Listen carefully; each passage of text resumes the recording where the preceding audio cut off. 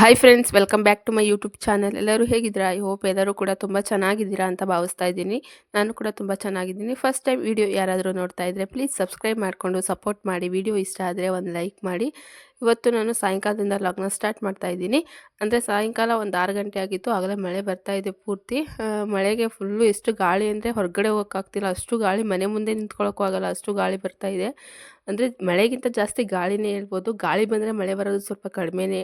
ಯಾಕಂದರೆ ಗಾಳಿ ಆ ಕಡೆ ಈ ಕಡೆ ಮಳೆನ ಎಳ್ಕೊಂಡು ಹೋಗ್ಬಿಡ್ತಾರೆ ಅಂತ ಹೇಳ್ತೀವಲ್ಲ, ಆ ಥರ. ನೋಡಿ ಮಳೆನೇ ಸ್ವಲ್ಪ ಕಮ್ಮಿ.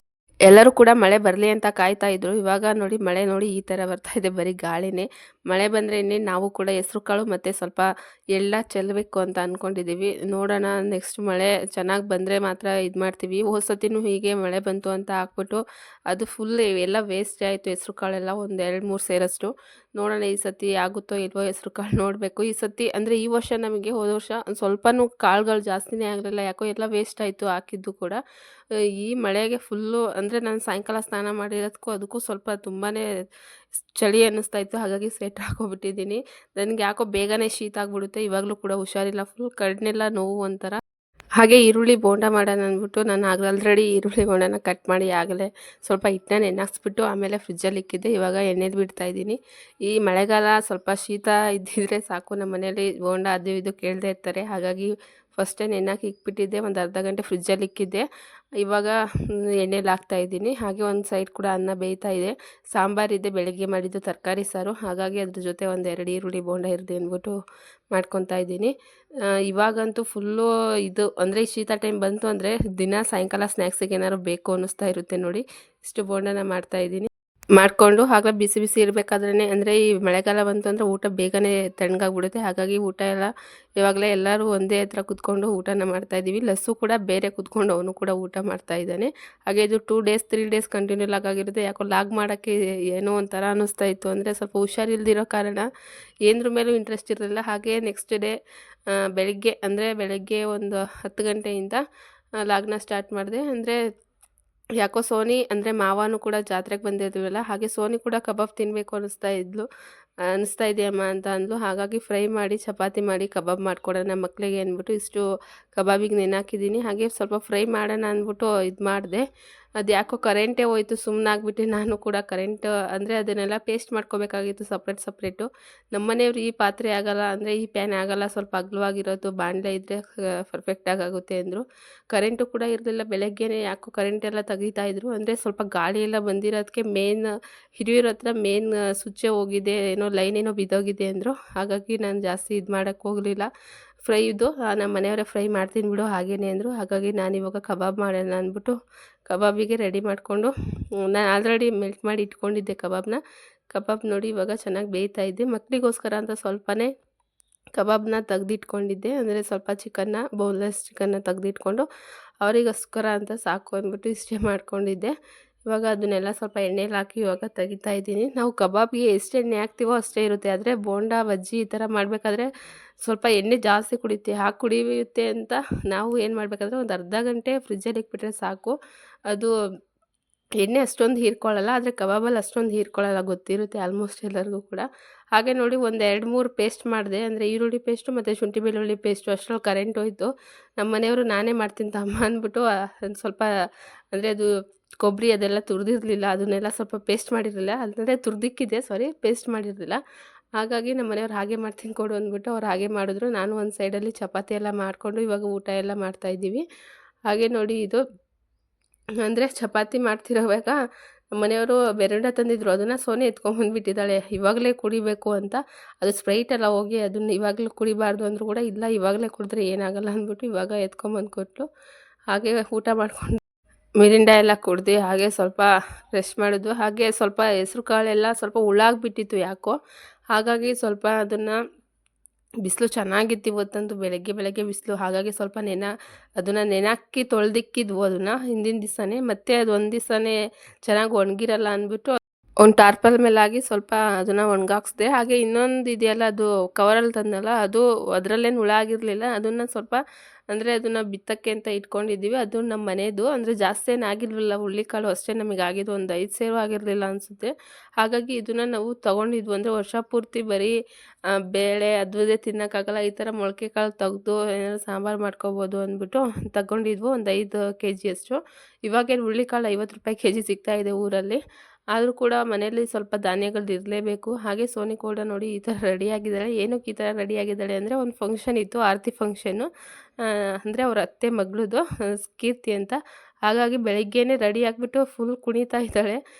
ಇನ್ನೇನು ಸ್ವಲ್ಪ ಮಳೆ ಬರೋ ಥರ ಅನ್ನಿಸ್ತಾ ಇದೆ. ಅಂದರೆ ಮೋಡ ಆಗುತ್ತೆ, ಜಾಸ್ತಿ ಗಾಳಿ ಮಳೆನೇ ಬರಲ್ಲ ಆ ಥರ. ನೋಡಿ ಫುಲ್ ಒಂಥರ ಕಾಣಿಸ್ತಾ ಇತ್ತು. ಇನ್ನೇನು ಮಳೆ ಬರುತ್ತೇನೋ ಆ ಥರ. ಹಾಗಾಗಿ ಸ್ವಲ್ಪ ಎತ್ಕೊಳ್ಳೋಣ ಏನು ಅಂತ ನೋಡ್ತಾ ಇದ್ದೆ. ನೋಡೋಣ, ಬಿಸಿಲೂ ಬರ್ತಾ ಇದೆ, ಮೋಡನೂ ಆಗ್ತಿದೆ, ನೋಡೋಣ ಅಂದ್ಬಿಟ್ಟು ಸುಮ್ಮನಾಗ್ಬಿಟ್ಟೆ. ಹಾಗೆ ಸಾಯಂಕಾಲ ರೆಡಿಯಾಗಿ ನಾನು ಕೂಡ ಆರತಿ ಫಂಕ್ಷನ್ಗೆ ಹೋಗೋಣ ಅಂದ್ಬಿಟ್ಟು ರೆಡಿ ಆದೆ. ಅಂದರೆ ನಮ್ಮ ಮನೆಯವ್ರು ಇದ್ದಾರಲ್ಲ, ಅಕ್ಕನ ಮಗಳು, ಅಂದರೆ ನನ್ನ ನಾದಿನಿ ಮಗಳದು, ಕೀರ್ತಿ ಅಂತ. ಆರತಿ ಫಂಕ್ಷನ್ ಮಾಡ್ತಾಯಿದ್ರು. ಹಾಗೆ ಹಳ್ಳಿ ಕಡೆ ನೋಡಿ ಈ ಥರನೇ ಸಿಂಪಲ್ಲಾಗಿ ಆರತಿ ಫಂಕ್ಷನ್ನ ಮಾಡ್ತಾರೆ. ಅಕ್ಕ ಬಂದು ಹಗಗ್ಲ ಕರಿತಾನೆ ಇದ್ರು. ಆಮೇಲೆ ಬರ್ತೀನಿ ನಡಿ ಅಕ್ಕ ಅಂತ ನಾನು ಕೂಡ ಸ್ನಾನ ಮಾಡಿಕೊಂಡು ಮಕ್ಕಳನ್ನೆಲ್ಲ ಕರ್ಕೊಂಡು, ಬೆಳಗ್ಲಿಂದ ಸೋನಿ ಇಲ್ಲೇ ಇದ್ದು. ಹಾಗೆ ಸ್ವಲ್ಪ ಮೆಡ್ಲಕ್ಕಿನೆಲ್ಲ ತೊಗೊಂಡೋಗಿ ಮೆಡ್ಲಕ್ಕಿ ಹಾಕಿ, ಅಂದರೆ ನಮಗೆ ಕೈಲಾಗದಷ್ಟು ನಾವು ಕೊಟ್ಬಿಟ್ಟು ಬರ್ಬೋದು. ಅಂದರೆ ಹಾಗೆ ಹೋಗಿ ಮೆಡ್ಲಕ್ಕಿ ಎಲ್ಲ ಹಾಕಿ ಇವಾಗ ನಾನು ಲಸು ಒಂದು ವೀಡಿಯೋನೆಲ್ಲ ಮಾಡಿಕೊಂಡು ಹಾಗೆ ಫೋಟೋ ಎಲ್ಲ ತೆಗೆಸ್ಕೊಂಡು ಬಂದವು. ಒಂಥರ ಖುಷಿ ಅನಿಸುತ್ತೆ ಈ ಥರ ಹಳ್ಳಿ ಕಡೆ ಆರತಿ ಫಂಕ್ಷನ್ ಮಾಡೋದು. ಇನ್ನು ಸಿಟಿ ಕಡೆ ಹೋಲಿಸ್ಕೊಂಡ್ರೆ ಹಳ್ಳಿ ಕಡೆನೇ ಬೆಸ್ಟ್ ಅನಿಸುತ್ತೆ. ಸಿಟಿಲೆಲ್ಲ ಇವಾಗ ಒಂದು ಹಾಲೆ ಮಾಡಿಬಿಡ್ತಾರೆ, ಆ ಥರ ಜೋರಾಗಿ ಮಾಡ್ತಾರೆ. ಆದರೆ ಹಳ್ಳಿ ಕಡೆಯೂ ಕೂಡ ಈ ಥರ ತುಂಬಾ ಚೆನ್ನಾಗಾಗುತ್ತೆ, ತುಂಬಾ ಇಷ್ಟ ಆಗುತ್ತೆ ಈ ಥರ. ಕೆಲವೊಬ್ರು ಆರತಿ ಫಂಕ್ಷನ್ನ ಮಾಡ್ತಾರೆ, ಇನ್ನು ಕೆಲವೊಬ್ರು ಮಾಡಲ್ಲ. ಅಂದರೆ ಇನ್ನು ಕೆಲವೊಬ್ರು ಪಬ್ಲಿಕ್ ಮಾಡೋಕ್ಕೆ ಹೋಗಲ್ಲ, ಇನ್ನು ಕೆಲವರು ಹೇಳ್ಕೊತಾರೆ ಮಾಮೂಲಿಯಾಗಿ. ಅಂದರೆ ನಮ್ಮ ಇದರಲ್ಲಿ, ಅಂದರೆ ನಮ್ಮ ಮನೆಯವರು ಸಂಪ್ರದಾಯದಲ್ಲಿ ಆರತಿ ಫಂಕ್ಷನ್ ಮಾಡಬಾರ್ದು ಅಂತ ಹೇಳಿದ್ದಾರೆ. ಅಂದರೆ ನಮ್ಮ ಮನೆಯವರು ಅತ್ತೆ ಆಗಿರ್ಬೋದು, ಅವ್ರ ಅತ್ತೆ ಹಾಗೆ ಹಾಗೆ ಇರುತ್ತಲ್ಲ ಹೆಣ್ಮಕ್ಳು ಸಂಪ್ರದಾಯವಾಗಿ, ಅವ್ರಿಗೆಲ್ಲ ಆರತಿ ಫಂಕ್ಷನ್ ಮಾಡಿಲ್ಲ. ಇನ್ನೇನು ಸೋನಿಗೂ ಕೂಡ ಮಾಡಲ್ಲ ಮುಂದೆ. ಇವಾಗಲೇ ಹೇಳ್ತಾ ಇದ್ದಾರೆ ಇವಳು ಸೋನಿ ಬಗ್ಗೆ, ಇನ್ನು ಅವಳು ಚಿಕ್ಕ ಹುಡುಗಿ ಬಗ್ಗೆ ಅಂದ್ಕೋಬೇಡಿ, ಅಲ್ಲ ಹೇಳಿದೆ ಅಷ್ಟೇ. ಅಂದರೆ ಒಂದೊಂದು ಕಲ್ಚರ್ ಆ ಥರ ಇರುತ್ತಲ್ಲ, ಒಬ್ಬೊಬ್ರಿಗೆ ಕೂರಿಸಿದ್ರೆ ಹಾಗಾಗುತ್ತೆ ಹೀಗಾಗುತ್ತೆ, ಅಂದರೆ ಪ್ರಾಬ್ಲಮ್ ಆಗುತ್ತೆ ಅಂತ. ಹಾಗಾಗಿ ಹೇಳಿದೆ. ಅಂದರೆ ಇವ್ರದ್ರಲ್ಲಿ ಏನು ಕೂರಿಸಲ್ಲ, ಆದರೂ ಕೂಡ ಸಿಂಪಲಾಗಿ ಮಾಡಿದ್ದಾರೆ. ಇವಾಗೆಲ್ಲ ಟ್ರೆಂಡ್ ಅಲ್ಲ, ಇವಾಗೆಲ್ಲ ಮಾಡಲೇಬೇಕು. ಮಾಡಲಿಲ್ಲ ಅಂದರೆ ಹೆಣ್ಮಕ್ಳೇ ಕೇಳಲ್ಲ, ನಾವು ಸೆಲ್ಫಿ ತೊಗೋಬೇಕು, ಫೋಟೋ ತೊಗೋಬೇಕು, ಮಾಡಲೇಬೇಕು ಅಂತ ಅವರೇ ಜಾಸ್ತಿ ಜೋರು ಮಾಡ್ತಾರೆ. ಹಾಗೆ ಅದನ್ನೆಲ್ಲ ಮುಗಿಸ್ಕೊಂಡು ಊಟದ ವ್ಯವಸ್ಥೆ ಕೂಡ ಅವ್ರು ಮಾಡಿದರು. ಊಟ ಎಲ್ಲ ಮಾಡಿಕೊಂಡು ಬಂದವು. ಇನ್ನೇನು ಮಳೆ ಬರೋ ಥರ ಆಗಿತ್ತು. ಪಾಪ ಅವ್ರಿಗೂ ಕೂಡ ಟೆನ್ಷನ್ನು. ಅಂದರೆ ಹೊರಗಡೆ ಊಟ ಆಗ್ತಾಯಿದ್ರಲ್ಲ, ಹಾಗಾಗಿ ಮಳೆ ಎಲ್ಲಿ ಬರುತ್ತೋ ಅಂತ ಫುಲ್ಲು ಶ್ರುತಿ ಅಕ್ಕ ಫುಲ್ ಟೆನ್ಷನಲ್ಲಿದ್ದರು. ಅಷ್ಟರಲ್ಲಿ ಮಳೆ ಏನು ಬಂದಿಲ್ಲ ಪಾಪ ಅವರು. ಅಂದರೆ ಸ್ವಲ್ಪ ಟೆನ್ಷನ್ ಆದರೂ ಗಾಳಿ ಎಲ್ಲ ಜಾಸ್ತಿ ಇತ್ತಲ್ಲ, ಹಾಗಾಗಿ ಸ್ವಲ್ಪ ಟೆನ್ಷನ್ ಜಾಸ್ತಿನೇ ತೊಗೊಂಡ್ರು ಅನ್ಬೋದು. ಆಮೇಲೆ ಹೊರಗಡೆ ಬಂದು ಇವಾಗೆಲ್ಲ ಊಟಕ್ಕೆ ಹಾಕ್ತಾಯಿದ್ರು. ಹಾಗೆ ನಾವು ಕೂಡ ಹೊರಗಡೆ ಕೂತ್ಕೊಂಡು ಊಟ ಎಲ್ಲ ಮಾಡಿ, ಅಂದರೆ ಪಾಯಸ ಅದೆಲ್ಲ ಮಾಡಿದ್ರು. ಅದನ್ನೆಲ್ಲ ತಿಂದ್ಕೊಂಡು ಲಸು ಸಪ್ರೇಟ್ ಕೂತ್ಕೊಂಡಿದ್ದ, ಅವನಿಗೂ ಕೂಡ ಊಟ ಮಾಡಿಸಿ ನಾನು ಊಟ ಮಾಡಿಕೊಂಡು, ಹಾಗೆ ಸಾಯಂಕಾಲ ಬಂದು ಸ್ವಲ್ಪ ದೀಪನೆಲ್ಲ ಹಚ್ಚಿ, ಸ್ವಲ್ಪ ನಿಂಬೆಹಣ್ಣಿತ್ತು. ನಿಂಬೆಹಣ್ಣು ಯಾವಾಗಲಿಂದ ಅಂದರೆ ಈ ಮಕ್ಕಳು ಮುಡಿ ಕಾರ್ಯಕ್ರಮಕ್ಕೆ ತಂದಿದ್ರು. ಅಪ್ಪ ಬೆಂಗಳೂರಿಂದನೇ ತಂದಿದ್ರು, ಸೌತೆಕಾಯಿ ಮತ್ತು ನಿಂಬೆಹಣ್ಣು ಅದೆಲ್ಲ. ನಿಂಬೆಹಣ್ಣು ಜಾಸ್ತಿ ತಂದಿದ್ರು, ನಾವು ತಂದುಬಿಟ್ಟಿದ್ದು, ನಮ್ಮ ಅಪ್ಪವರು ತಂದಿದ್ರು. ಅಲ್ಲಿ ಸ್ವಲ್ಪ ಮಾರ್ಕೆಟಲ್ಲಿ ಸ್ವಲ್ಪ ಕಮ್ಮಿಗೆ ಸಿಗುತ್ತೆ ಅಂದ್ಬಿಟ್ಟು ಒಂದು 200 ನಿಂಬೆಹಣ್ಣು ತಂದಿದ್ರು. ನಾವು ಇಲ್ಲಿ 100 ನಿಂಬೆಹಣ್ಣು ತಂದಿದ್ರು. ಲಾಸ್ಟಿಗೆ ಏನು ಮಾಡಿದ್ರು, ನಿಂಬೆಹಣ್ಣು ಕಟ್ ಮಾಡಿದ್ರು ಕೂಡ ಕೊಡಲಿಲ್ಲ. ಅದು ಹಾಗೇ ಮಿಕ್ಕೋಗ್ಬಿಟ್ಟಿತ್ತು ನಿಂಬೆಹಣ್ಣು, ಎಷ್ಟೊಂದು ವೇಸ್ಟ್ ಆಯಿತು. ಮತ್ತು ಸ್ವಲ್ಪ ಉಳಿದಿತ್ತಲ್ಲ, ಅದ್ರದ್ದು ಉಪ್ಪಿನಕಾಯಿ ಹಾಕೋಣ ಅಂದ್ಬಿಟ್ಟು ಕಟ್ ಮಾಡಿ ಇಕ್ತಾಯಿದ್ದೀನಿ. ಅಂದರೆ ಇವಾಗ ಅಂಗಡಿಲೂ ಯಾರೂ ತೊಗೊಳ್ಳಲ್ಲ, ತೊಗೊಂಬಂದಿರೋದನ್ನ ಏನು ಮಾರೋಣ ಅಂದ್ಬಿಟ್ಟು ಉಪ್ಪಿನಕಾಯಿ ಹಾಕಿದ್ರೆ ಬೆಸ್ಟು ಅಂದ್ಬಿಟ್ಟು ಇವಾಗ ಉಪ್ಪಿನಕಾಯಿಗೆ ಇವಾಗೆಲ್ಲ ಕಟ್ ಮಾಡಿ, ಒಂದು ನಿಂಬೆಹಣ್ಣಲ್ಲಿ ಒಂದು 4-5-6 ಪೀಸ್ ಮಾಡಿಬಿಟ್ಟು ನಿಂಬೆಹಣ್ಣು ಹಾಕೋಣ ಅಂದ್ಬಿಟ್ಟು ಕಟ್ ಮಾಡ್ತಾಯಿದ್ದೀನಿ ಹೊರಗಡೆ ಕೂತ್ಕೊಂಡು. ನಿಂಬೆಹಣ್ಣು ಅಂದರೆ ಉಪ್ಪಿನಕಾಯಿ ತಿಂದರೆ ಸ್ವಲ್ಪ ಗ್ಯಾಸ್ಟ್ರಿಕ್ ಆಗುತ್ತೆ, ಆ ಥರ ಉಳಿತೆಗೂ ಆ ಥರ ಬರುತ್ತೆ ಅಂತ ಇದ್ರು ನಮ್ಮ ಅತ್ತೆಯರು.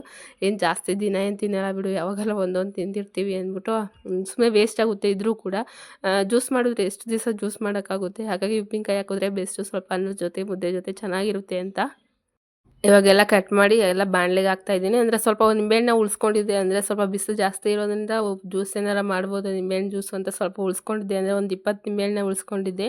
ಇನ್ನೂ ಅಂದರೆ ನಾನು ಜಾತ್ರೆಗೆ ಹೋಗ್ಬೇಕಾದ್ರೆ ಅಲ್ಲೂ ಕೂಡ ನಿಂಬೆಹಣ್ಣು ತೊಗೊಂಡೋಗಿದ್ದೆ, ನಮ್ಮೂರ ಜಾತ್ರೆಗೆ.